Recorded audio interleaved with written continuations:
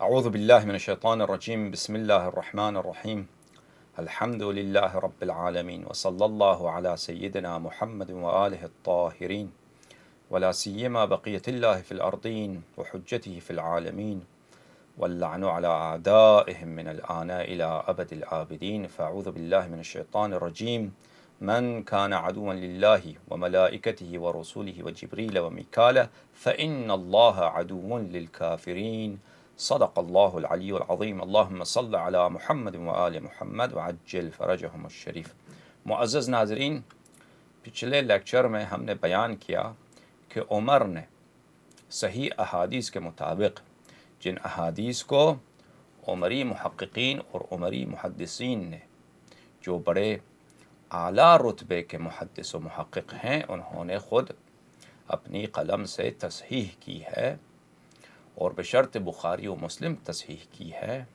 عمر نے ابو ہریرہ کو گالی دی ہے اور اس کی توہین کی ہے، اور توہین بھی ایسی کی ہے جس سے ابو ہریرہ کا کفر لازم آتا ہے، کیونکہ عمر نے اسے دشمن خدا اور دشمن اسلام یا دشمن قرآن مجید کہا ہے.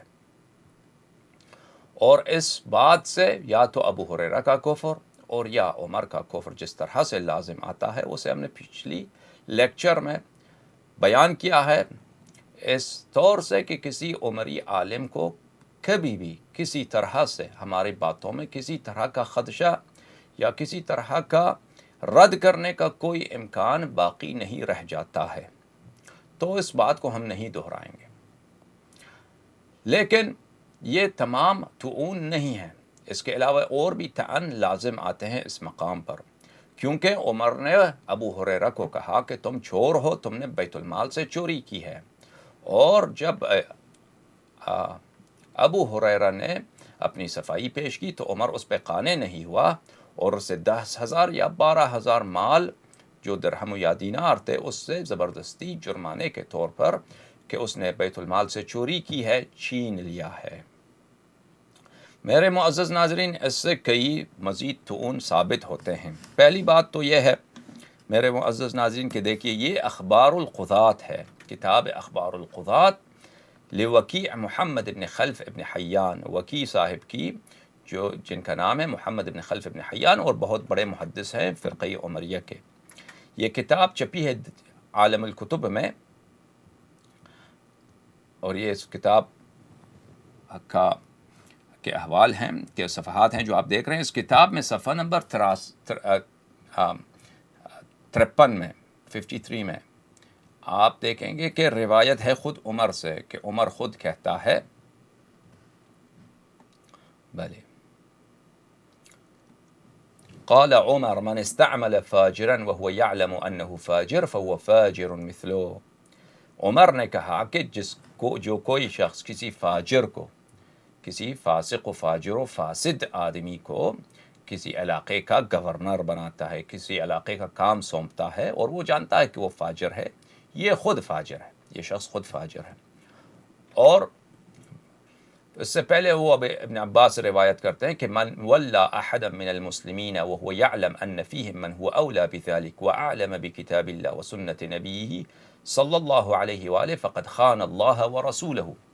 جو کوئی کسی شخص کو مسلمین کا کوئی کام سونپتا ہے اور وہ جانتا ہے کہ مسلمانوں میں اس سے جو بہتر شخص ہے وہ موجود ہے، اور اس سے جو عالم بالقرآن ہے وہ موجود ہے، اور جو اس سے عالم بالسنہ ہے، جو سنت کو بہتر جانتا ہے، اس سے موجود ہے، یعنی مفضول کو وہ کام سونپتا ہے.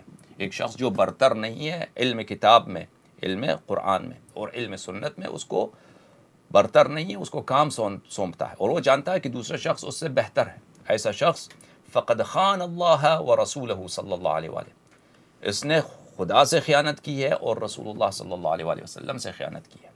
آپ دیکھتے ہیں کہ میرے معزز ناظرین کہ حدیث جو بشرط بخاری و مسلم صحیح تھی، اس میں ہم نے ثابت کیا کہ عمر نے اس ابو ہریرہ کو دشمن خدا بھی کہا، دشمن رسول صلی اللہ علیہ وآلہ وسلم بھی کہا، اور اس کے علاوہ اس کو چور بھی کہا اور اس سے مال چھینا بھی، اور ایک روایت کے مطابق اس کو خوب مارا بھی، اس حد تک کہ اس سے خون جاری ہوا ابو ہریرہ سے. لیکن اسی کچھ عرصے کے بعد اس کو پیشکش کی کہ تو دوبارہ میرا گورنر بن. تو جو شخص عمر کے نزدیک دشمن خدا ہے، دشمن رسول صلی اللہ علیہ وآلہ وسلم ہے، جو چور ہے، جو اس نے مال اس سے چھین لیا ہے، تو اس کو دوبارہ گورنرشپ سونپانا کہ یہ اس سے کہ خود عمر نے کہا کہ اگر کسی فاجر کو آپ کسی علاقے کا گورنر بنا دیں تو آپ خود فاجر ہیں. تو اسے ثابت ہوتا ہے کہ خود عمر، اگر ابو ہریرہ دشمن خدا ہے، خود عمر بھی ہے. اگر وہ چور ہے یہ بھی چور ہے. اگر وہ دشمن قرآن ہے یہ بھی دشمن قرآن ہے. اور ابو ہریرہ سے تو اعلم تو موجود تھے صحابہ میں، ابو ہریرہ سے بہتر تو کہیے کہ ابو ہریرہ کی کیا وقت ہے. صحابہ میں بہت سارے ان سے سلمان ہیں، ابو ذر ہیں، مقداد ہیں، عمار ہیں، ان کے نزدیک عشرہ مبشرہ ہیں. ابو ہریرہ ان سے میں سے تو نہیں تھے. تو اور بہت سے سارے انصاری تھے جو بلند رتبے کے صحابی تھے. تو ان کے موجودگی میں ابو ہریرہ کو، جس کے متعلق خود عمر نے کہا کہ اس کی ماں نے اس کو گدھوں کی چرواہا بننے کے لیے پیدا کیا ہے، تو ایسے شخص کو جو اس کے نزدیک چور بھی ہے، اس کو گورنرشپ سونپانا، ان روایات کو جو میں نے آپ کو ان کی کتابوں سے سنایا ہے، ان سے ان ثابت ہوتے ہیں، وہ آپ کے سامنے ہیں. مزید بات بیان کرنے کی ضرورت نہیں ہے. ان کے بڑے علماء میں ایک ہیں خطیب بغدادی، ابو بکر خطیب بغدادی، جو تاریخ بغداد کے مصنف ہیں اور بہت بڑے عالم ہیں علم جرح و تعدیل میں. ان کی ایک کتاب ہے الکفایہ فی علم الدرایہ. اس میں وہ ایک بہت بڑے محدث جو حافظ ابو زرع رازی ہیں، ان سے ایک مطلب روایت کرتے ہیں. میں آپ کی خدمت میں پیش کرتا ہوں، اسے آپ دیکھیے کہ کتاب الکفایہ فی علم الروایہ تصنیف ابی بکر احمد بن علی بن ثابت المعروف بالخطیب البغدادی. یہ بہت معروف کتاب ہے، کتاب الکفایہ فی علم الروایہ. علم مصطلح الحدیث میں یہ بہت ہی اہم کتاب ہے عمری جماعت کی. اور حافظ ابو بکر بغدادی جو ہیں، یہ بہت بڑے بلند پائے کے عالم ہیں علم جرح و تعدیل میں، اور ان کا شمار اپنے زمانے میں، یعنی پورے ان کے تاریخ میں گنتی کے عالموں میں ہوتا ہے جن کے تصنیفات پہ ہر عالم ان پہ کی تالیفات پہ اعتماد کرتا ہے. تو اور ذہبی صاحب کی جو تصنیف ہے کتاب سیر اعلام النبلاء یا میزان الاعتدال، یا حافظ مزی کی جو کتاب تہذیب الکمال ہے، وہ اغلب انہی کے کتاب پہ، تاریخ بغداد پہ اعتماد کرتے ہیں. علی کل حال یہ کتاب الکفایہ جو ہے، اس میں میرے معزز ناظرین صفحہ نمبر 49 میں آپ دیکھیے کہ وہ حافظ ابو زرع رازی جو صحیح مسلم کے جو مصنف ہیں، ان کے استاد ہیں، ان سے ایک مطلب نقل کرتے ہیں. وہ دیکھیے، یہ مطلب نقل کرتے ہیں، یہ سمعت ابا زرع یقول، یہ اپنے سند سے نقل کرتے ہیں کہ احمد بن محمد بن سلیمان تستری نے کہا کہ میں نے حافظ ابو زرع رازی کو سنا کہ وہ یہ کہتے تھے، اذا رأيت الرجل ينتقص احدا من اصحاب رسول اللہ صلی اللہ علیہ وآلہ وسلم فاعلم انه زندیق. اگر تم کسی شخص کو دیکھو ینتقص احدا من اصحاب رسول اللہ صلی اللہ علیہ وآلہ، کہ وہ کسی ایک صحابہ رسول صلی اللہ علیہ وآلہ وسلم کی نقص بیان کرتا ہے، اس کی بے ادبی کرتا ہے، اس کی گستاخی کرتا ہے. تم اگر کسی شخص کو دیکھو کہ وہ کسی بھی ایک صحابہ کا عیب بیان کرتا ہے، اس کی بے ادبی کرتا ہے، تو اس کا کیا حال ہے؟ فعلم انہ زندیق، بس یہ جان جاؤ کہ وہ شخص زندیق ہے، کافر، بے دین، خارج از دین اسلام ہے. یہ ان کا فتویٰ ہے، اور اس فتوے کو آپ اکثر سنتے ہیں کہ صحابہ کی جو برائی بیان کی وہ کافر ہے، وہ خارج از دین اسلام ہے. تو جس شخص نے اس کی ابتدا کی، پہلے زمانے میں صحابہ کو برا بلا کہا ہے، ان کو پیٹا ہے، ان کو مارا ہے، ان کو تکفیر کی ہوئی ہے، وہ اس بات کا سب سے زیادہ مستحق ہے. اور وہ یہ درست ہے میرے معزز ناظرین کہ نہیں؟ انصاف کی بات ہے کہ اگر شراب پینا مثلا کہیں کہ حرام ہے، تو وہ چاہے جو بھی شخص پی لے. یہ نہیں ہے کہ کسی کو اجازت ہے، مثلا عمر پی لے تو اس کے لیے جائز ہے، اور ہم ثابت کریں کہ عمر شراب پیتا تھا. ان کے صحیح کتابوں میں باسانید صحیح مقرر ثابت ہے کہ عمر شراب آخر عمر تک شراب پیتا تھا. وہ یہ کسی شخص کو پکڑتا تھا کہ تو نے شراب پیا، مست ہوا ہے، اس پہ حد جاری کرتا تھا، اس کا شراب لے کے اسی کو پی جاتا تھا. ان کی اپنی کتابوں میں موجود ہے، اور ہم ان کو ثابت کریں گے. اور اگر کوئی شخص چاہے تو ہمارے سے مناظرہ رکھ کے ہم مناظرہ کریں گے. بہرحال مثلا کہیں زنا حرام ہے یا لواط حرام ہے، تو یہ سب کے لیے حرام ہے. اگر کہیں مثلا توہین رسول صلی اللہ علیہ وآلہ وسلم سبب کفر ہے، تو یہ کوئی بھی شخص کرے، ایسا نہیں کہ کسی کو چھوٹ ہے اس میں، کسی کو رخصت ہے، دوسروں کے لیے حرام ہے۔ صحابہ کو اگر برا بلا کہنا کفر ہے تو یہ سب کے لیے کفر ہے، اگر وہ فسق ہے تو سب کے لیے فسق ہے۔ تو عمر نے جو ثابت کیا ہم نے، اور ہم مزید ثابت کریں گے کہ اس نے زبیر کی کیسی بے عزتی کی ہے، اس نے طلحہ کی کیسی بے عزتی کی ہے، اس نے دوسرے صحابہ کو کیسے اس نے گالیاں دی ہیں، ان کو تنگ کیا ہوا ہے، جھوٹا کہا، ان کو مارا ہے۔ بہرحال یہ سب انشاءاللہ تبارک و تعالی آپ کے سامنے پیش کریں گے، لیکن فی الحال بات چل رہا ہے ابو ہریرہ کی۔ میرے معزز ناظرین، احادیث جو ابو ہریرہ کے متعلق تھے اس کو دوبارہ پڑھنے کی ضرورت نہیں ہے، کہ اس نے کہا کہ چور ہیں آپ اور اس سے مال چھین لیا ہے۔ اس سے کئی طعون لازم آتے ہیں میرے معزز ناظرین۔ جو اس کو چور کہا ہے نا، حافظ ابو زرع رازی نے کہا کہ کوئی کسی بھی ایک صحابہ کا عیب بیان کرے تو کافر و زندیق ہے، ٹھیک ہے میرے معزز ناظرین۔ اور احمد رضا خان بریلوی نے یہی کہا ہے، اور بہت سارے دیوبندی وغیرہ جو یہ کہتے ہیں، اہل حدیث یہ کہتے ہیں، تو اس سے اگر فسق کو کہتے ہیں تو سباب المسلم فسوق، اس گالی دینا مسلمان کو فسق ہے، ان کی اپنی بخاری میں ہے۔ یا اگر کفر ثابت کرتے ہیں، جو بھی ثابت کریں وہ عمر پہ لازم آتا ہے، اس سے کوئی ان کو فرار ہونے کا کوئی طریق ہی نہیں ہے۔ لیکن اس نے جو مال ابو ہریرہ کا لیا ہے کہ آپ چور ہیں، اور ان سے جرمانہ کیا ہے، مال لیا ہے، میرے معزز ناظرین اس سے بھی عمر پہ کئی ایک طعون لازم آتے ہیں۔ میں آپ کو بیان کرتا ہوں اپنے مولا، اپنے آقا، بلکہ سید المسلمین یعصوب الدین قائد الغر المحجلین امیر المؤمنین علی ابن ابی طالب سلام اللہ علیہ کے لسان اقدس سے، جو لسان اللہ ہیں، زبان پروردگار عالم ہیں، وجعلنا لهم لسان صدق علی علیہ الصلاۃ والسلام، قرآن کریم کی آیت ہے کہ خداوند متعال نے انبیاء کے لیے لسان صدق اپنے ہمارے مولا، ہمارے آقا امیر المؤمنین علیہ الصلاۃ والسلام کو قرار دیا ہے۔ یہ کتاب سلیم ابن قیس ہلالی ہے، یہ مجلد نمبر 2، جزء نمبر 2، جناب سلیم ابن قیس ہلالی کی کتاب ہے۔ میں معافی چاہتا ہوں کہ یہ کتاب میرے پاس اردو ترجمے کے ساتھ نہیں، لیکن میں ترجمہ کر کے آپ کو بتاؤں گا۔ یہ حدیث نمبر 14 اس کتاب میں سلیم سے روایت ہے کہ میں انتہیت الی حلقۃ فی مسجد رسول اللہ صلی اللہ علیہ وآلہ لیس فیہا الا حاشمی، میں ایک مسجد رسول صلی اللہ علیہ وآلہ وسلم میں ایک حلقے میں بیٹھا، ایک جماعت میں بیٹھا کہ سب اس میں بنی ہاشم تھے، یعنی جو اہل بیت علیہ السلام سے قریب لوگ ہیں، بنی ہاشم، جو صحابہ سے اور ابو بکر و عمر سے منحرف لوگ ہیں وہ بیٹھے تھے۔ اب بنی ہاشم کے علاوہ اس میں صرف سلمان تھے جو بنی ہاشم میں سے نہیں تھے، ابو ذر تھے، مقداد ہیں جو بنی ہاشم کے نہیں، محمد ابن ابی بکر رضی اللہ عن محمد ابن ابی بکر، خداوند متعال راضی ہوں، ہمارے آقا ہیں، ہمارے سید ہیں، ہمارے مولا ہیں محمد ابن ابی بکر، وہ جنت کے سرداروں میں سے ایک سردار ہیں، وہ امیر المؤمنین علیہ الصلاۃ والسلام کے بہت ہی مولائی اور محب اور خالص شیعہ تھے، جن کے متعلق ہمارے آقا امیر المؤمنین علیہ السلام نے کہا کہ محمد میرے لیے میرے فرزند جیسے تھے، اتنے وہ عظیم ہستی ہیں محمد ابن ابی بکر رضی اللہ عنہ۔ یخرج الحی من المیت، خداوند متعال کافر سے بھی مومن کو نکال سکتا ہے، کافر کی پشت سے بھی مومن نکل سکتا ہے۔ عمر ابن ابی سلمہ و قیس ابن سعد ابن عبادہ، یہ سب لوگ جو تھے یہ محبین اہل بیت علیہم الصلاۃ والسلام، شیعیان اہل بیت علیہم السلام تھے، یہ وہاں پر بیٹھے تھے۔ فقال العباس لعلی علیہ السلام، عباس جو چچا تھے میرے آقا امیر المؤمنین علیہ السلام کے، انہوں نے امیر المؤمنین علیہ السلام سے کہا ما ترى عمر منعه من ان يغرم قنفذا كما اغرم جميع عماله، عمر نے جو اپنے تمام گورنروں کا اس نے جریمہ کرتا ہے، جرمانہ کرتا ہے، اپنے گورنروں سے جرمانہ حصول کرتا ہے۔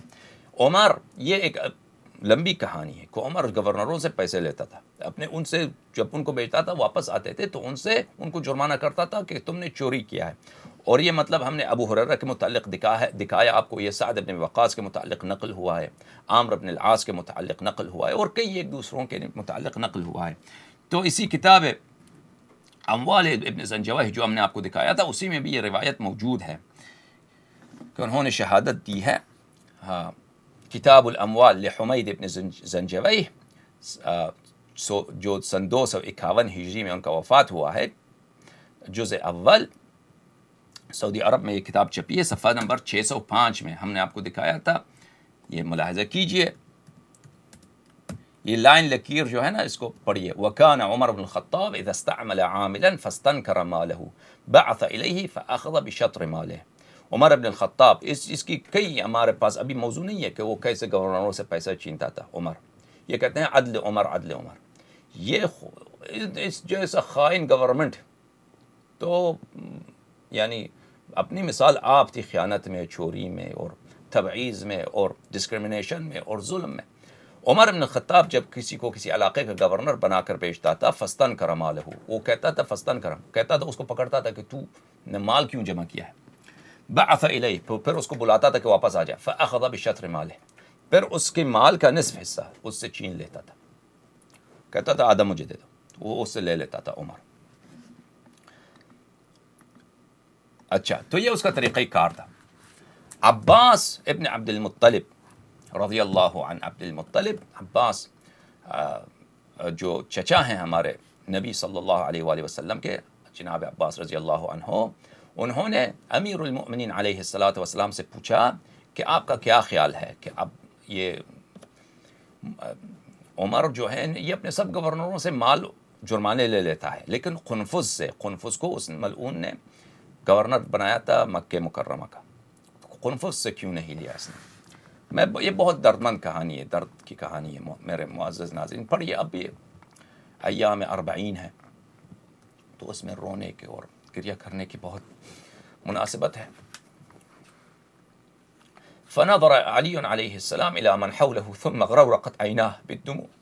میرے آقا نے اپنے گرد جو لوگ بیٹھے تھے ان کی طرف نظر ڈالا، پھر میرے آقا، میرے سید، میرے مولا امیر المؤمنین علیہ السلام کے آنکھ مبارک، ان کے آنکھوں میں آنسو بھر گئے، ان کے دیدہ پرز نم ہو گئے.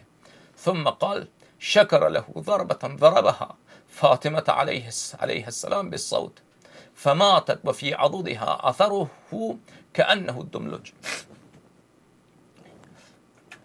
امیر المؤمنین علیہ الصلاۃ والسلام نے فرمایا کہ یہ اس ملعون نے قنفذ کا شکریہ ادا کیا ہے، اس کافر نے شکریہ کیونکہ سب گورنروں سے اس نے جرمانے لیے ہیں لیکن قنفذ سے نہیں لیا.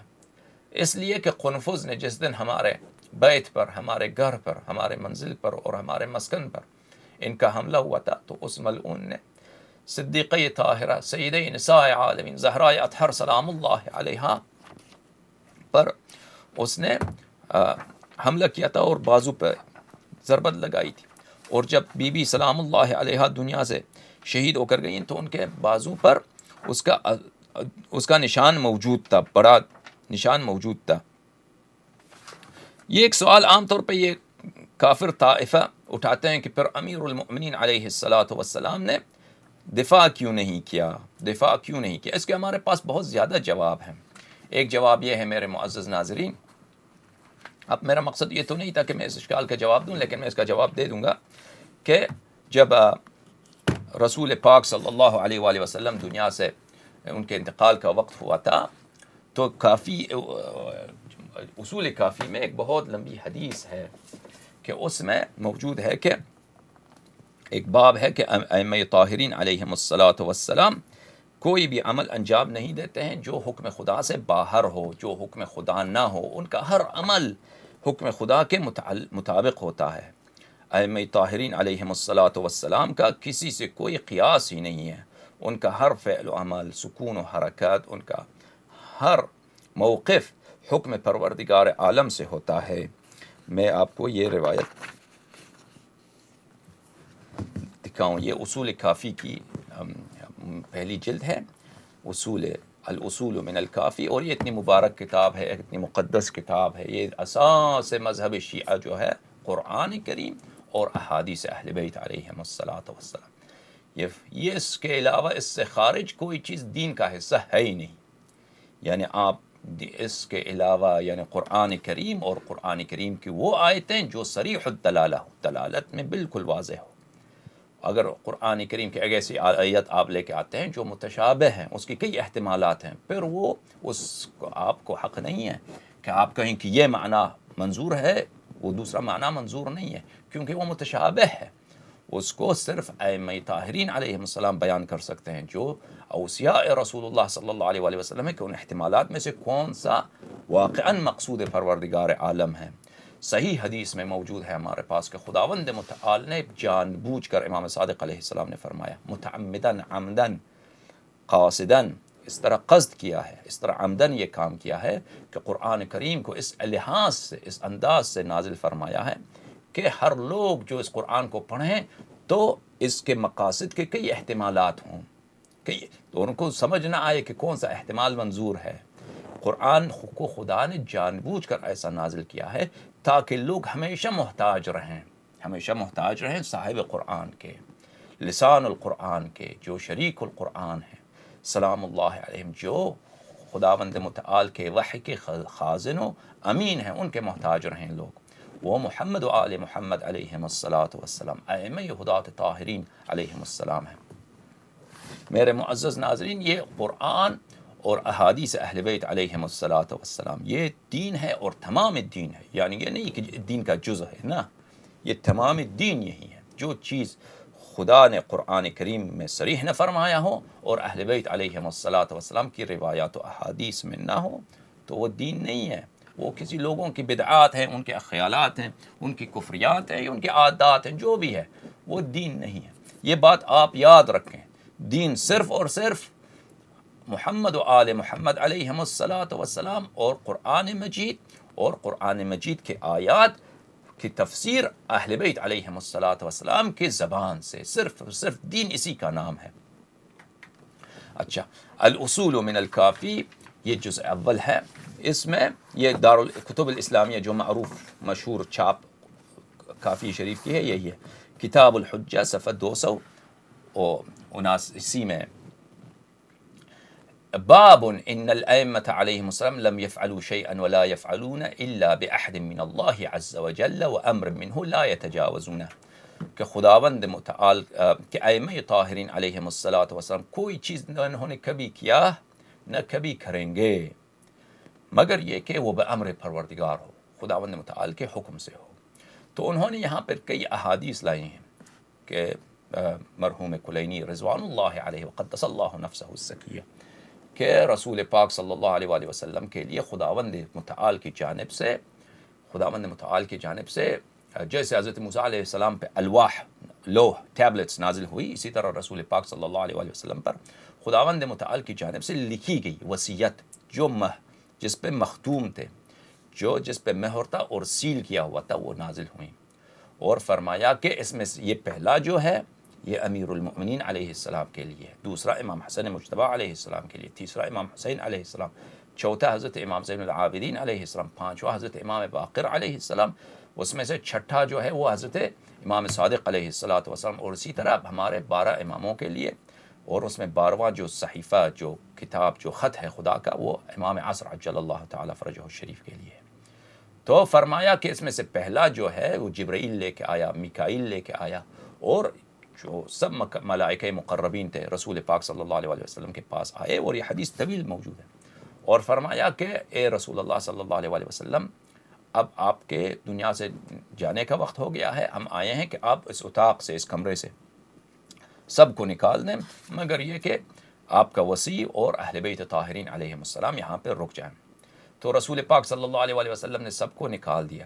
وہاں امیر المؤمنین علیہ السلام تشریف فرماتے، صدیقہ طاہرہ سیدۃ نساء العالمین ام ابیہا روحی لہ الفداء سلام اللہ علیہا وہاں پہ تھی، اور امام حسن و امام حسین علیہم السلام۔ تو ملائکہ نے کہا کہ ہم خدا کی جانب سے آئے ہیں، تو آپ یہ جو پہلا ہے اس کو عہد ہے، یہ امیر المؤمنین علیہ السلام کے لیے، آپ اس کو ان کو پڑھ کے سنا دیں کہ وہ، اور ہم آئے ہیں واپس نہیں جائیں گے۔ خدا نے فرمایا کہ آپ امیر المؤمنین علیہ السلام سے عہد لے کر آئیں کہ امیر المؤمنین علیہ السلام وعدہ کریں، اور جب تک وعدہ نہ کریں ہم خدا کے پاس واپس نہیں جائیں گے۔ تو میں حدیث دکھاتا ہوں آپ کو، یہ حدیث ہے میرے معزز ناظرین، یہ چوتھا حدیث اس باب میں مفصل حدیث ہے۔ بلی قلت لأبی عبداللہ علیس کان امیر المؤمنین کاتب الوصیہ ورسول اللہ صلی اللہ علیہ وآلہ مملی علیہ جبریل و میکائیل۔ شہود، یہ روایت طویل ہے، تو میں نے اس کا کافی حصہ آپ کو خارج سے پڑھ کے سنایا. بلی فدفعوا إليه وأمره بدفع إلى أمير المؤمنين عليه السلام فقال له اقرأه فقرأه حرفا حرفا فقال يا علي سلام الله عليه. جبرائیل نے جو امیر المؤمنین علیہ الصلاۃ والسلام کے لیے خدا کی جانب سے خط تھا اس کو رسول پاک صلی اللہ علیہ وسلم کے حوالے کیا اور فرمایا یہ آپ کے وصی کے لیے، ان کو دے دیں، ان سے کہنے کہ پڑھ لیں.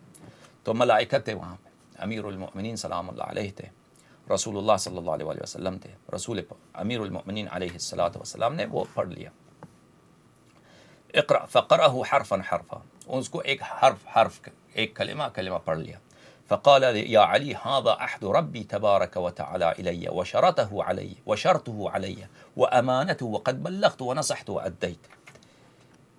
رسول پاک صلی اللہ علیہ وسلم نے فرمایا کہ اے میرے بھائی، اے امیر المؤمنین سلام اللہ علیہ، یہ خدا کی جانب سے ایک امر ہے، ایک فرمان ہے، اور خدا نے شرط کی ہے کہ میں آپ کو یہ دے دوں، اور میں نے اس شرط کو آپ کو دیا ہے اور ادا کیا ہے اور آپ کو پہنچایا ہے. امیر المؤمنین علیہ الصلاۃ والسلام نے فرمایا وَأَنَا أَشْهَدُ لَكَ بِأَبِي وَأُمِّي أَنْتَ بِالْبَلَاغِ وَالنَّصِيحَةِ وَالتَّصْدِيقِ عَلَى مَا قُلْتُ وَيَشْهَدُ لَكَ بِهِ سَمْعِي وَبَصَرِي وَلَحْمِي وَدَمِي. کہا کہ عرض کیا امیر المؤمنین علیہ السلام نے کہ میرے والدین، میرے ماں باپ آپ کے فدا ہوں یا رسول اللہ صلی اللہ علیہ وسلم، میں شہادت دیتا ہوں کہ آپ نے یہ پہنچایا، اور میرا خون، میرا گوشت، میرا وجود شہادت دیتا ہے کہ آپ نے یہ تبلیغ کیا، یہ مجھے پہنچایا یہ پیغام الہی. تو رسول اللہ صلی اللہ علیہ وسلم نے فرمایا یا علی اخذت وصیتی جبرائیل نے کہا کہ میں بھی شاہد ہوں، یا علی اخذت وصیتی وعرفتها وضمنت للہ ولی الوفاء بما فیہا. تو ہاں رسول اللہ صلی اللہ علیہ وسلم نے فرمایا کہ اے امیر المؤمنین سلام اللہ علیہ، کیا تم نے یہ وصیت لے لیا؟ وعدہ کرتے ہیں آپ اور ضمانت کرتے ہیں کہ آپ اس خدا کے جو فرمان ہے، خدا کا جو وصیت ہے آپ کے لیے، اس پہ آپ عمل کریں گے، وفا کریں گے. امیر المؤمنین علیہ السلام نے کہا نعم بأبی انت و امی علی ضمانها وعلی اللہ عونی و توفیقی علی ادائها. جی ہاں، میرے ماں باپ آپ کے فدا ہوں، میں اس کی ضمانت کرتا ہوں کہ میں وفا کروں گا، اور خداوند متعال سے میں اس فرض کی ادائیگی کے لیے میں توفیق مانگتا ہوں اور مدد چاہتا ہوں. فقال رسول اللہ صلی اللہ علیہ وآلہ انی اریدک ان اشہد علیک بموافاتی بها یوم القیامہ. رسول اللہ صلی اللہ علیہ وسلم نے کہا کہ میں روز قیامت چاہتا ہوں کہ میں شہادت دوں کہ آپ نے واقعا آپ نے وفا کیا اور اس فرمان پہ عمل کیا. فقال علی علیہ السلام نعم اشہد. امیر المؤمنین علیہ الصلاۃ والسلام نے کہا کہ جی ہاں آپ شہادت دے دیں، میں بھی شہادت دیتا ہوں. پس رسول اللہ صلی اللہ علیہ وسلم نے کہا کہ یہاں پہ جبرائیل ہے، میکائیل ہے، فیما بینی و بینک الان وہما حاضران معہما الملائکۃ المقربون لاشہدہم علیک.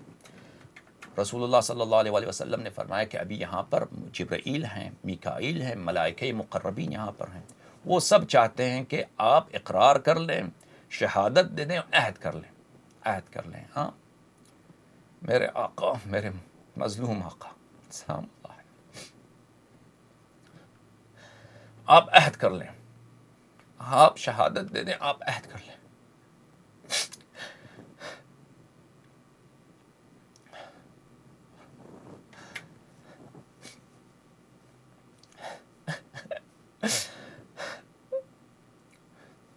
فقال نعم ليشهدوا وأنا بأبي أنت وأمي أشهدهم فأشهدهم رسول الله صلی اللہ علیہ وآلہ.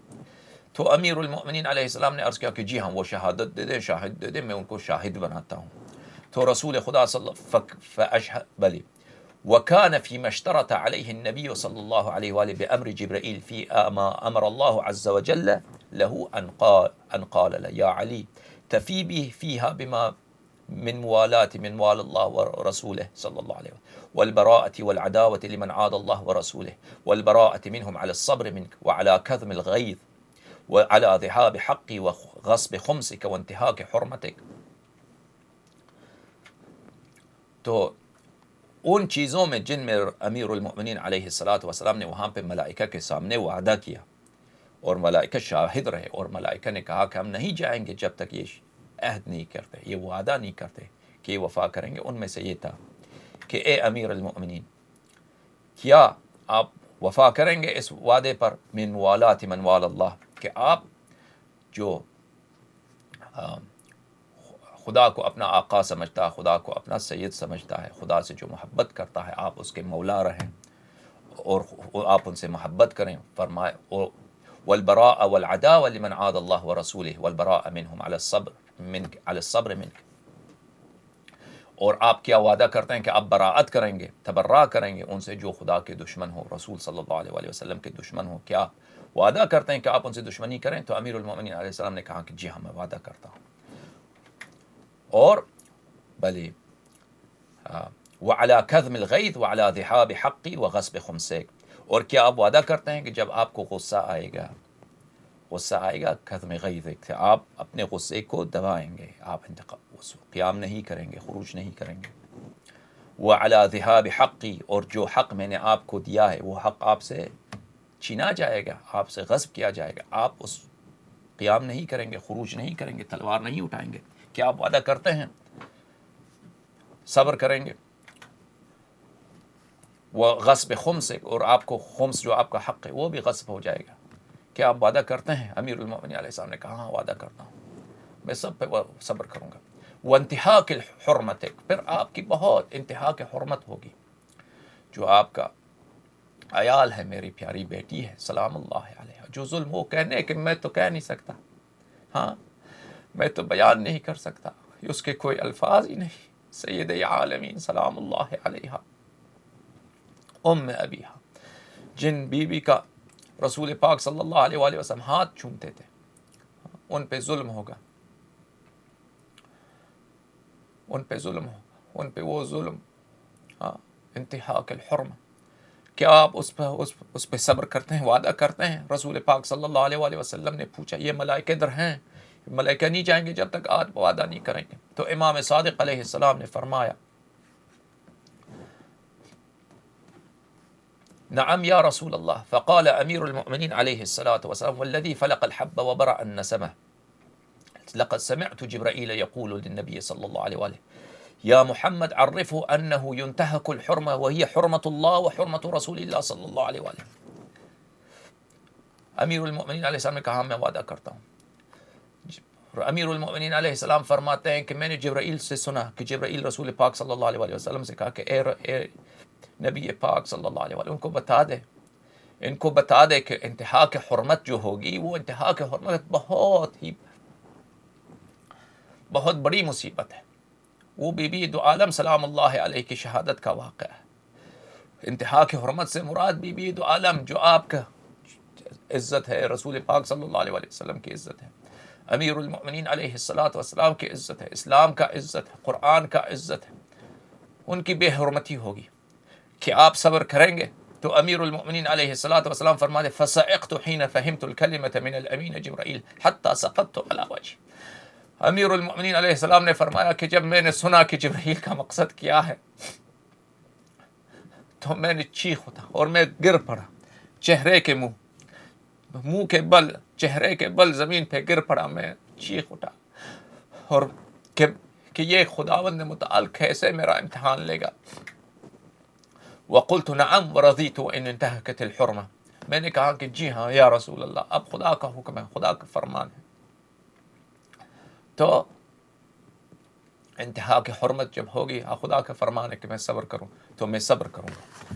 تو یہ روایات و احادیث بہت زیادہ ہیں کہ یہ امیر المؤمنین علیہ السلام سے خدا نے عہد لیا تھا، رسول اللہ صلی اللہ علیہ وسلم نے وعدہ لیا تھا کہ جب آپ کے گھر پہ حملہ ہوگا تو آپ صبر کریں گے۔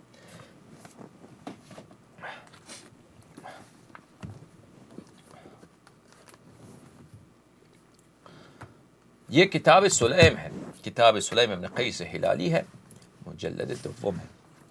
فوثب علیہ، جب انہوں نے عملہ کیا امیر المؤمنین علیہ السلام کے منزل مبارک پر، بیت اقدس پر، فوثب علیہ فأخذ بتلابیب ثم نطره فصرعه وجع انفه ورقبته، امیر المؤمنین علیہ السلام نے جہش کی امیر المؤمنین علیہ الصلوۃ والسلام نے چھلانگ لگایا اور فاخذ بتلابیبہ عمر کے کمر سے پکڑ لیا، ثم نترہ فصرعہ اس کو اٹھایا امیر المؤمنین علیہ السلام نے، اس کو زور سے مارا عمر کو زمین پر، ووجع انفہ ورقبتہ اور اس کے چہرے کو، اس ملعون کے چہرے کو اور اس کے گردن کو خوب ضربت لگایا میرے مولا آقا سلام اللہ علیہ، وہم بقتلہ فذکر قول رسول اللہ صلی اللہ علیہ وآلہ وما اوصى به، رسول امیر المؤمنین علیہ السلام اس ملعون کو قتل کرتے مگر یہ تھا کہ وصیت رسول پاک صلی اللہ علیہ وآلہ وسلم تھی کہ ان کو قتل نہیں کرنا، صبر کرنا، پھر امیر المؤمنین علیہ السلام نے ہاتھ روک دیا اور کہا والذی کرم محمدا بالنبوہ صلی اللہ علیہ وآلہ لو یبن السحاق لولا کتاب من اللہ سبق وعہد عہدہ الی رسول اللہ صلی اللہ علیہ وآلہ لعلمت انک لا تدخل بیتی،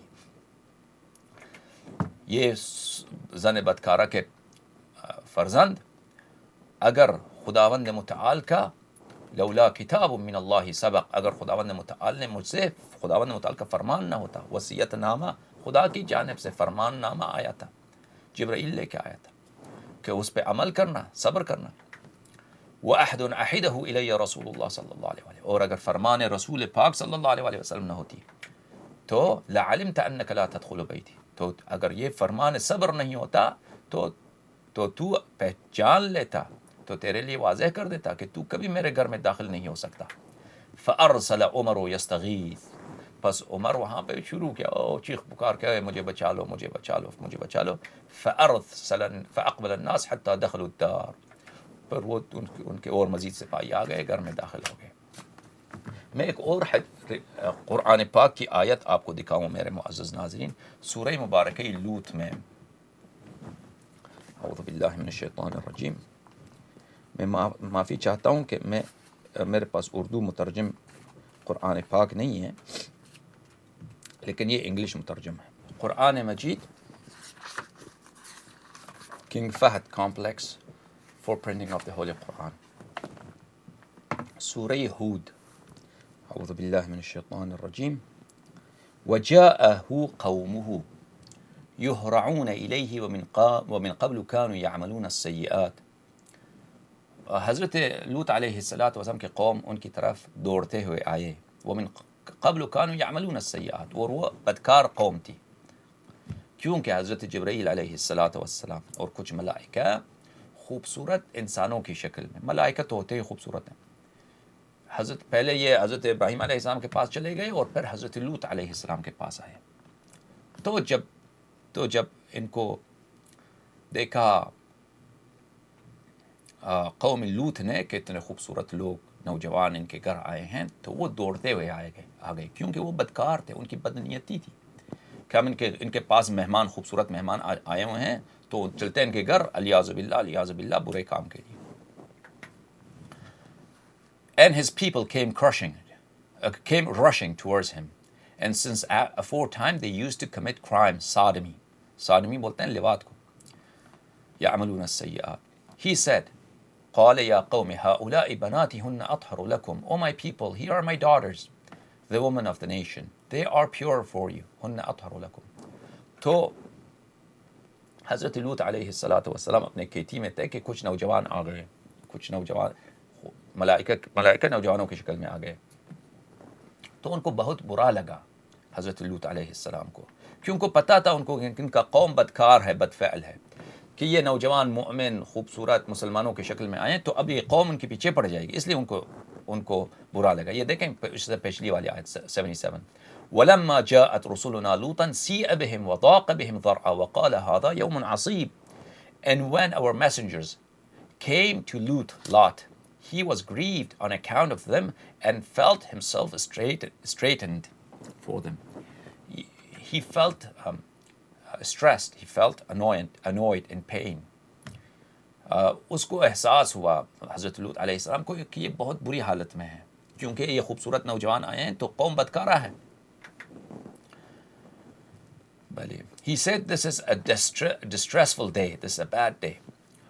اچھا، قال یا قوم ہؤلاء، اس کو ہم نے پڑھا، فاتقوا اللہ ولا تخزونی فی ضیفی، انہوں نے اپنے قوم سے کہا، حضرت لوط علیہ السلام نے، کہ اے میرے قوم، یہ یہ جو تم کرنا چاہتے ہو یہ فعل بد ہے، یہ گناہ ہے. میرے قوم میں بہت ساری لڑکیاں ہیں، میری امت میں لڑکیاں ہیں جو آپ ان کو جانتے ہیں، ان سے نکاح کر لیں، یہ بہتر کام ہے. ولا تخزونی فی ضیفی، مجھے میرے مہمانوں کے سامنے ذلیل نہ کریں میرے گھر میں، ٹھیک ہے نا، میرے گھر میں ذلیل نہ کریں. یہ مہمان آئے ہوئے ہیں، کیا ہم ان کے ساتھ بدفعلی کرنا چاہتے ہیں؟ دیکھیں حضرت لوط علیہ السلام کتنی ان کی مظلومیت ہے کہ ان کے گھر ملائکہ آئے ہیں لیکن انسان کی شکل میں، لیکن وہ قوم جب بدفعل ہے، ان کی سنت و سیرت اتنی بد کرداری ہے کہ انہوں نے دیکھا کہ یہاں خوبصورت لوگ آئے ہیں تو فوراً دوڑ کے آگے گھس گئے کہ ہم ان کے ساتھ بدفعل کرنا چاہتے ہیں. حضرت لوط علیہ السلام بوڑھے آدمی ہیں، بزرگ آدمی ہیں، قوم میں ایک مسلمان ایک فرد بھی نہیں ہے کہ ان کا ساتھ دے، ٹھیک ہے نا، کہ دفاع کر سکیں. یہ تو کیا بولتے ہیں کہ یہ بیٹیاں ہیں، بیٹیاں نہ کہ ان کی اپنی ذاتی بیٹیاں، قوم کی امت کی جو وہاں پہ جو اناس ہیں، جو نساء ہیں، خواتین ہیں، ان سے نکاح کر لیں آپ لوگ، بدفعلی نہ کریں. وَلَا تُخْزُونِي فِي ضَيْفِي، so fear Allah and disgrace me not with regard to my guests. میری بے عزتی نہ کریں میرے مہمانوں کے سامنے. أَلَيْسَ مِنْكُمْ رَجُلٌ رَشِيدٌ، Is there not among you a single right-minded man؟ تم میں ایک صحیح انسان نہیں ہے، ایک باغیرت باعزت آدمی ایک بھی نہیں ہے. تم سب آئے ہو ادھر میرے گھر گھس آئے ہو زبردستی کہ ہم آپ کے مہمانوں کے ساتھ فعل بد کرنا چاہتے ہیں. اچھا، قالوا لقد علمت ما لنا في بناتك من حق وإنكم لتعلموا ما نريد. انہوں نے کہا کہ بھائی ہمیں خواتین سے کوئی دلچسپی نہیں، آپ ہماری نکاح کرائیں گے، شادی کرائیں گے، ہم ان سے نہیں چاہتے. آپ مہمان بڑے خوبصورت ہیں، آپ کے مہمانوں کے ساتھ ہم کچھ کریں گے، آپ کے مہمان جو آئے ہیں. اور آپ جانتے ہیں کہ ہم کیا چاہتے ہیں. دیکھیں یہ they said surely you know that we have neither any desire for nor need for your daughters and indeed you know well what we want. آپ کو پتہ ہے یہ لوط علیہ السلام، انہوں نے لوط تو نہیں کہ وہ مسلمان تھے ہی نہیں، کافر تھے، وہ بدفعل تھے کہ آپ کہتے ہیں شادی کرائیں گے، نکاح کرائیں گے. ہمیں عورتوں سے کوئی کام نہیں ہے، ہم صرف مردوں سے اپنا شہوت جو ہیں وہ بدفعلی کرتے ہیں. اور آپ جانتے ہیں کہ ہم آپ کے مہمان سے کام ہیں، آپ ہٹ جائیں، آپ پیچھے ہٹیں، ادھر آپ کا ہم بے عزتی کریں گے، آپ پیچھے ہٹیں. قالوا لو ان لي بكم قوة او آوي الى ركن شديد. He said, would that I had strength, men to overpower you, or that I could betake myself to some powerful support to resist you. حضرت نوح علیہ السلام نے کہا کہ کاش مجھ میں قوت ہوتی، مجھ میں میرے انصار ہوتے، میرے یار ہوتے، میرے اصحاب ہوتے، میرے دفاع کرنے والے ہوتے، یا میں کسی اور جگہ چلا جاتا جہاں پہ زیادہ مجھے سکون ملتا، مجھے سپورٹ ملتی. تو حضرت لوط علیہ السلام کا یہ نص قرآن کریم ہے. اور یہ کافر یہ نبی ہے. اگر کوئی کہے کہ یہ بغیرت تھے یا عاجز تھے یا دلاوری نہیں تھی، جہاد نہیں سمجھتے تھے، تو وہ کافر ہو جاتا ہے. نبی کا برائی بیان کرنے والا کافر ہوتا ہے. حضرت لوط علیہ السلام کا نص قرآن کے انہوں نے جہاد نہیں کیا، قتال نہیں کیا، اور انہوں نے صرف یہی تمنا کی کاش میرے پاس کیا ہوتا، میرے پاس قوت ہوتی تاکہ میں ان سے قتال کرتا. معزز ناظرین، اس امیر المؤمنین علیہ السلام سے کئی مرتبہ ہمارے مختلف کتابوں میں احادیث موجود ہیں. کتاب احتجاج طبرسی میں حدیث موجود ہے، اور کتاب سلیم میں بھی موجود ہے کہ لوگوں نے کہا کہ آپ نے جہاد کیوں نہیں کیا. امیر المؤمنین علیہ السلام نے کہا کہ مجھے کئی انبیاء میرے لیے اسوہ ہیں، ان میں سے ایک حضرت لوط علیہ السلام ہے. جب ان کے گھر لوگ ٹوٹ پڑے، اور کتنے امیر المؤمنین علیہ السلام کے گھر ٹوٹ پڑے، تو کیوں ٹوٹ پڑے کہ بھئی آپ بیعت کر لیں، ٹھیک ہے کہ نہیں. اور حضرت زہرا سلام اللہ علیہ دروازے کے پیچھے آئے تو دروازہ توڑ دیا انہوں نے ظالمین نے. اور رسول پاک صلی اللہ علیہ وسلم نے فرمایا تھا کہ آپ صبر کریں. اور صبر کا حکم نہ صرف ہماری احادیث میں، ان کی اپنی کتابوں میں بھی موجود ہے. صبر کا احادیث نہ صرف ہماری کتابوں میں موجود ہے، ان کی اپنی کتابوں میں موجود ہے. میں آپ کو ایک حدیث دکھاؤں. اور اس کے علاوہ حضرت لوط علیہ السلام کی مظلومیت تو اس کی ایک اور جہت ہے جو بہت ہی عزت سے اور ان کی شرف سے اس کا ٹکراؤ ہے. وہ کیا ہے کہ وہ لوگ آئے ان کے گھر میں ان کے مہمانوں کے ساتھ بدفعلی کے لیے. تو یہ مخالفین ہمیں کہتے ہیں کہ آپ شیعہ حضرات اہل بیت علیہ الصلوۃ والسلام امیر المومنین علیہ السلام کو کیا سمجھتے ہیں. تو آپ مجھے بتائیے آپ کے نزدیک صحابی امیر المومنین علیہ السلام صحابی ہیں؟ آپ کے نزدیک صحابی افضل ہے یا نبی افضل ہے؟ تو آپ یہی کہیں گے کہ نبی افضل ہے, حضرت لوط علیہ السلام افضل ہے. اگر نبی کے لیے جہاد نہ کرنا کوئی عیب نہیں ہے, اگر کوئی کہے کہ جہاد نہیں کیا اس میں نقص ہے, تو وہ کافر بن جاتا ہے. تو تم کافر ہو, ہم سے کیوں پوچھتے ہیں؟ در حالی کہ جو حضرت لوط علیہ السلام کا سچویشن تھا, ان کے ساتھ جو پوزیشن تھی وہ بہت زیادہ حساس تھی عزت کے لحاظ سے اور ناموس کے لحاظ سے, جو حضرت امیر المؤمنین علیہ السلام کے ساتھ ہوا. اور امیر المؤمنین علیہ السلام کے گھر وہ صرف بیعت لینے کے لیے آئے تھے. حضرت لوط علیہ السلام کے گھر تو وہ تو بہت فعل بد کرنے کے لیے آئے تھے. وہ صریح قرآن کریم ہے. یہ کتاب مسلم کی کتاب ہے میرے معزز ناظرین, سقیم مسلم طبع دار الفکر. یہ کتاب چھپی ہے 1432 میں دار الفکر بیروت میں. میں آپ کو ایک روایت پڑھ کے سناؤں اس میں سے, صفحہ نمبر 941 میں حدیث نمبر 4678. اس حدیث میں جو حذیفہ ابن الیمان رضی اللہ عنہ سے روایت ہے کہ رسول پاک صلی اللہ علیہ وآلہ وسلم نے کہا, یکون بعدی ائمۃ لا یہتدون بہدای ولا یستنون بسنتی. میرے بعد حکمران آئیں گے, امام آئیں گے جو میرے ہدایت پر عمل نہیں کریں گے اور میری سنت کی پیروی نہیں کریں گے. وسیقوم فیہم رجال قلوبہم قلوب الشیاطین فی جثمان انس. اور ان میں ایسے مرد ہوں گے جن کا دل, جن کی روح شیاطین کی روح ہوگی, ابلیس کی روح ہوگی, فی جثمان انس, اور ظاہر ان کے انسان کی ہوگی. دیکھیں کتنی واضح حدیث ہے رسول پاک صلی اللہ علیہ وسلم. میرے بعد جو حکمران آئیں گے, جو پیشوا آئیں گے, وہ کیسے ہوں گے؟ ہم شیعوں کا عقیدہ تو یہی ہے نا, اس کو آپ کفر بولتے ہو. ہمارا عقیدہ یہی ہے کہ جو رسول پاک صلی اللہ علیہ وسلم نے صحیح مسلم کی حدیث میں کہا ہے بالکل سچ ہے, کہ ان کے بعد جو خلیفہ آئے ہیں 1 2 3, ہاں, کہ نہ وہ رسول پاک صلی اللہ علیہ وسلم کی ہدایت پر تھے اور نہ ان کی سنت کی پیروی کرتے تھے. اور ان میں وہ سیقوم فیہم رجال, ان میں ایسے مرد تھے جن کا روح, جن کا دل, جن کا شخصیت شیاطین کی شخصیت تھی اور ظاہر ان کا انسان فی جثمان انس. قال قلت کیف اصنع یا رسول اللہ صلی اللہ علیہ وآلہ ان ادرک ذلک. حذیفہ ابن الیمان عثمان کی خلافت کے دوران مرے ہیں, تو انہوں نے کہا کہ میں کیا کروں اگر میں اس زمان کو درک کروں. تو رسول پاک صلی اللہ علیہ وسلم نے نہیں کہا کہ تم نہیں درک نہیں کرو گے, فرمایا تسمع وتطع للامیر وان ضرب ظهرك واخذ مالك فاسمع واطع. اس امیر کی تم اطاعت کرنا اگرچہ وہ تمہارے پیٹھ پہ مارنے لگیں اور تمہارا مال لے لیں تو پر بھی سن لے اور اطاعت کر. وہ اس طرح کی روایت کئی ان کے پاس ہے. میں اس کو مسلم اردو ترجمے والے سے پیش کروں. صحیح مسلم چھاپے نعمانی کتاب خانہ لاہور, ترجمہ وحید الزمان صدیقی, علامہ وحید الزمان صدیقی, پتہ نہیں کیا ہے, علامہ وحید الزمان صدیقی نہیں, اگست 2004 جلد 5 میں چھاپ ہوئی ہے. اچھا, صفحہ نمبر اس میں ہے 139, حدیث 4785, طویل روایت ہے. یکون بعدی ائمۃ لا یہتدون بہدای ولا یستنون بسنتی. آپ نے فرمایا صلی اللہ علیہ وآلہ وسلم, میرے بعد وہ لوگ حاکم ہوں گے جو میری راہ پر نہ چلیں گے. سبحان اللہ, سبحان اللہ.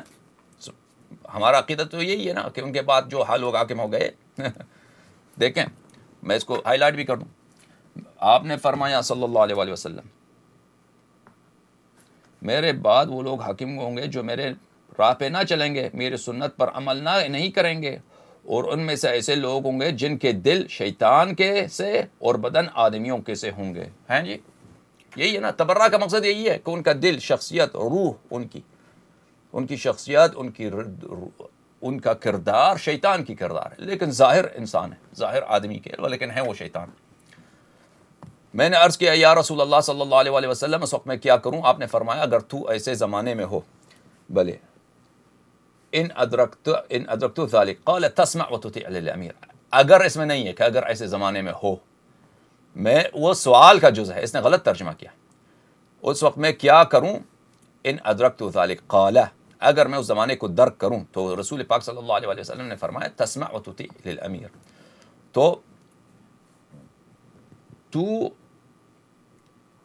سن اور مان حاکم کی بات. تسمع وتطیع للامیر، سن اور مان کیا، کس کی بات؟ حاکم کی بات. اگرچہ وہ تیری پیٹھ پھوڑے اور تیرا مال لے پر اس کی بات سنے جا اور اس کی حکم مانتا رہ. صحیح ہے نا؟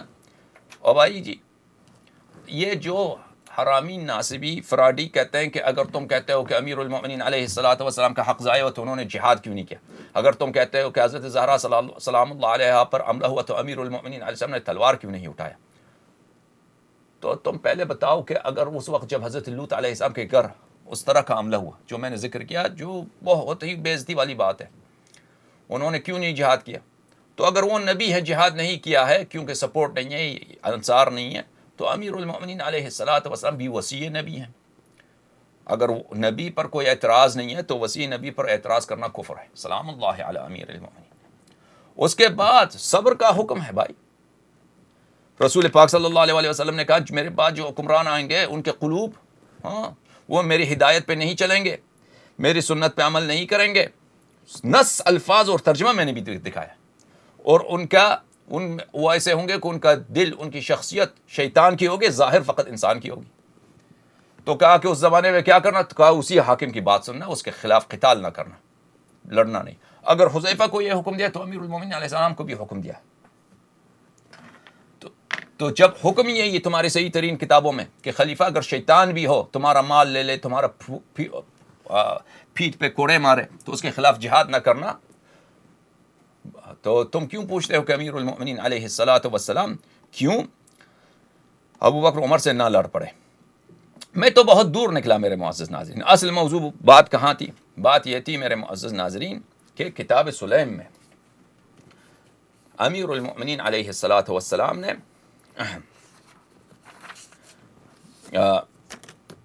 بتایا کہ قنفذ سے عمر نے باقی گورنروں سے کیا لیتا تھا؟ وہ جرمانہ لیتا تھا، لیکن قنفذ سے نہیں لیا کیونکہ اس کی شکریہ ادا کرنے کے لیے کہ اس نے بی بی دو عالم سیدۃ نساء العالمین ام ابیہا، سیدۃ نساء العالمین ام ابیہا سلام اللہ علیہا کے ساتھ اس نے حد کی حرمت کی تھی، اس نے مارا تھا ملعون نے، کتے نے.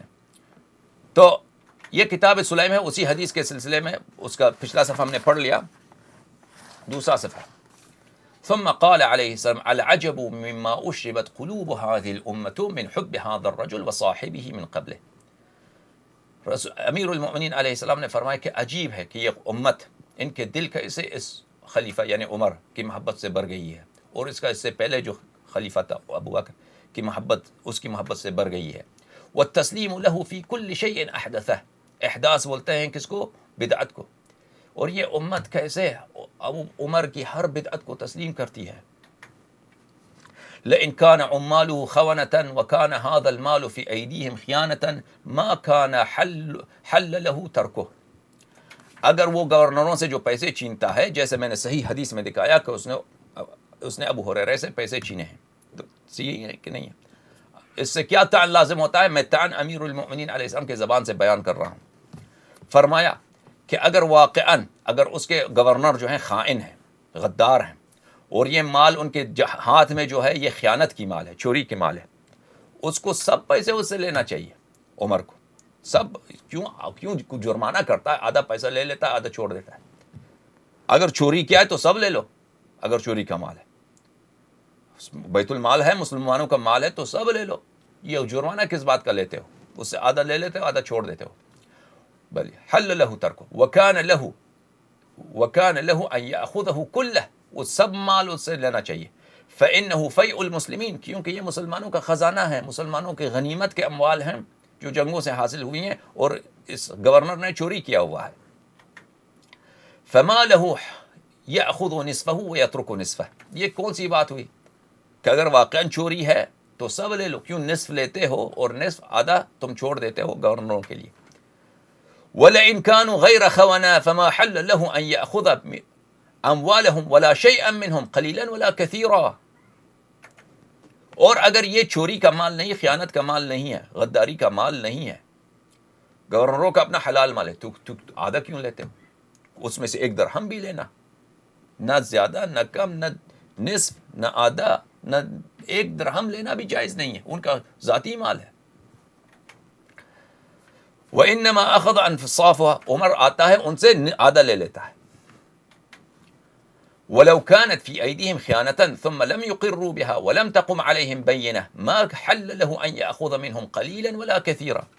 اور اگر یہ چوری کا مال بھی ہو، اگر گورنر نے خیانت کی ہے، غداری کی ہے، لیکن وہ خود اقرار نہیں کرتا، نہیں کہتا کہ میں چوری کا مال لے کے آیا ہوں، اور کوئی شاہد بھی نہیں ہے، کوئی شاہد بھی نہیں ہے کہ بینہ شہادت دے کس نے چوری کی ہے بیت المال سے، تو کیسے وہ آدھا لے لیتا، آدھا چھوڑ دیتا ہے؟ تو بینہ کے بغیر، دلیل کے بغیر، شاہد کے بغیر تو یہ ثابت بھی نہیں ہوتا کہ یہ چوری کا مال ہے، مگر کہ وہ خود اقرار کرے. اور گورنر لوگ خود اقرار تو نہیں کرتے، یہ زبردستی ان سے چھین لیتا ہے.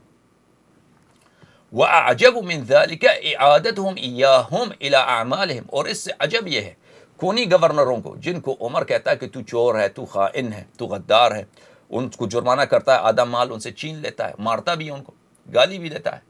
جیسے ابو ہریرہ کو دشمن خدا بھی کہا، پھر دوبارہ ان کو آفر کرتا ہے کہ تو دوبارہ کچھ عرصے کے بعد کہتا ہے تو آجا میرا گورنر بن.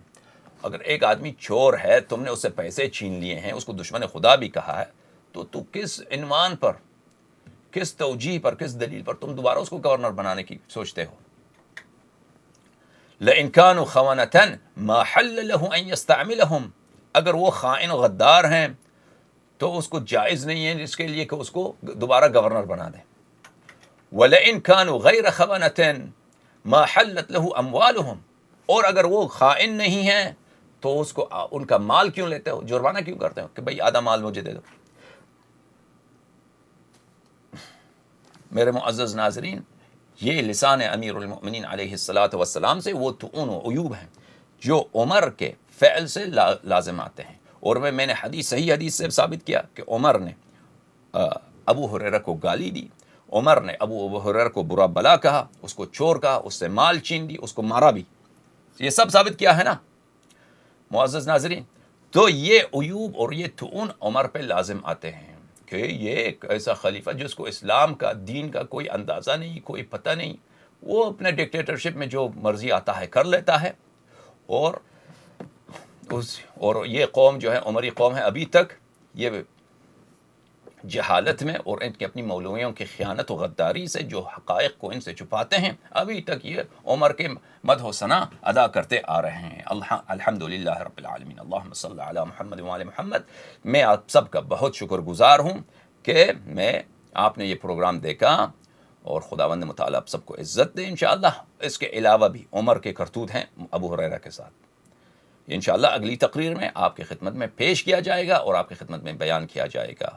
اللہم صلی علی محمد و آل محمد. اے اللہ تجھے قسم ہے محمد و آل محمد علیہم الصلاۃ والسلام کی، تجھے قسم ہے امیر المؤمنین علیہ السلام کی مظلومیت کی، حضرت بی بی دو عالم زہرائے اطہر سلام اللہ علیہا کی مظلومیت کی، تجھے قسم ہے امام حسین علیہ الصلاۃ والسلام کی مظلومیت کی، تجھے قسم ہے اللہ حضرت زینب کبریٰ سلام اللہ علیہا کی مظلومیت کی. اے اللہ تجھے قسم ہے حضرت امام زین العابدین سید الساجدین سلام اللہ علیہ کی مظلومیت کی. اے ہمارے رب تجھے قسم ہے محمد و آل محمد کی، صلی علی محمد و آل محمد وعجل لولیک الفرج. اے اللہ اپنے حجت کو ظاہر فرما، اپنے خلیفہ حق کو ظاہر فرما، امیر المؤمنین علیہ السلام کے فرزند کو، ان کی شجاعت کی یادگار کو، حیدر ثانی کو اے اللہ ظاہر فرما. ہمارے آقا، ہمارے مولا، ہمارے فریاد رس، ہمارے پشت و پناہ، ہمارے امام صلواتک علیہ، ان کو جلد از جلد اذن خروج عنایت فرما، اذن قیام عنایت فرما، ان کو اجازہ اخذ انتقام عنایت فرما، ان کی دشمنوں کو بے شمار لعنت فرما، ان کے یاروں کو، ان کے اصحاب کو اور ان کے چاہنے والوں کی تعداد میں اضافہ فرما، ان پہ اپنا سلام و درود نازل فرما۔ اے میرے اللہ ان کو جلد از جلد اذن قیام عنایت فرما، ان کا فرج جلد از جلد ہمیں دکھا دے۔ اے میرے اللہ جو لوگ ان سے دشمنی کرتے ہیں، ان کے منکر ہیں، ان کو لعنت فرما۔ جو ان کے چاہنے والے ہیں ان کو پروردگارہ ان کی تائید و عزت فرما۔ اور پروردگارہ جو علماء حضرت امام زمانہ علیہ السلام سے غداری کرتے ہیں، ان کا مال کھاتے ہیں، ان کی خدمت نہیں کرتے بلکہ ان کے دشمنوں کی خدمت کرتے ہیں، اے میرے اللہ ان کو دنیا میں ذلیل فرما، آخرت میں ان کو شمر و قنفذ کے ساتھ محشور فرما۔ اللہم صلی علی محمد وآل محمد وعجل فرجهم الشریف۔